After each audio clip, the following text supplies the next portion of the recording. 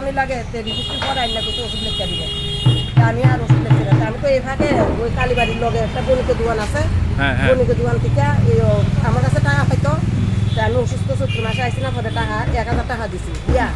পরে এখানে ওই হরিপদের দোকানের থেকে কাপড় লইছি আমার বোনের বাড়ির লগই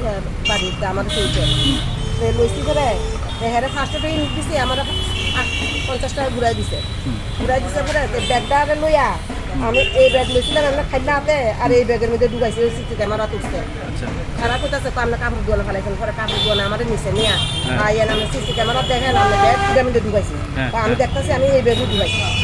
এরপরে এই দোকান আয়া দেখি রাস্তা দিয়ে আর দেব বোমা আছে এরপরে আমার কইতাছে পান নেই ওপরে ছাতি কুন্ডা লুবেন দেখেন তো ছাতি লুচি একটা ব্যাগ লুচি লই আর সময় আমি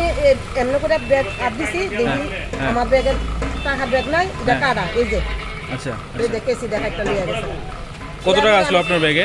অনুমানিক তো 4,000 টাকা হইব আচ্ছা আপনার নাম কি রত্না দাস বাড়ি করে নেয় তবলাবাড়ি ও আপনার মানে কি কারোর সন্দেহ হইতেছে নেই যে কে নিছে টাকাটা এরা তো কইতাছে রাস্তা রই নিছে ওই তো ব্যাগ তো কাটা আর কাপড় দোকানে তো রইছে না আমি কইতাছি কাপড় দোকানতে ব্যাগটা আমি এখানে লইছি আমার মনে হয় কয়টার সময় হয়েছে ঘটনাটা